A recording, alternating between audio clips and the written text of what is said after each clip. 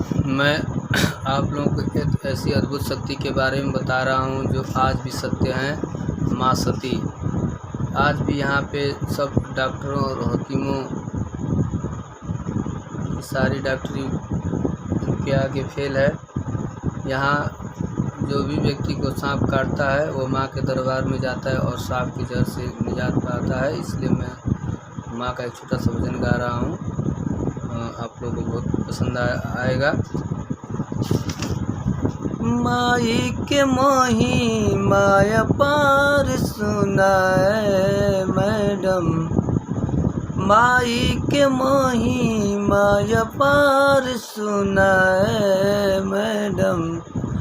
चल चली माई दरबार सुना है मैडम, चल चली माई दरबार सुना है मैडम। माई के मोही माया पार सुना है मैडम, माई के मोही माया पार सुना है मैडम। चल चली माई दरबार सुना है मैडम, चल चली माई दरबार सुना है मैडम। अमवा सिंह के पावन धरती स्वर्ग से सुंदर बुझाला हो, सांप के काटल जहर फैलल छू मंतर हो जाला हो। अमवा सिंह के पावन धरती स्वर्ग से सुंदर बुझाला हो, सांप के काटर जहर फैलल छू मंतर हो जाला हो। भक्ति में देखा चल चली जाए मैडम, भक्ति के भाव देखे चली जाए मैडम। चल चली माई दरबार सुना है मैडम, चल चली माई दरबार सुना है मैडम।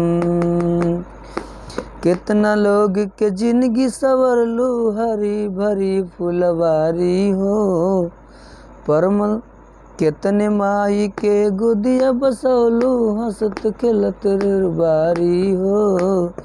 कितने लोग के जिंदगी संवरलू हरी भरी फुलवारी हो, कितने माई के गुदिया बचौलू खेले घर दुआरी हो।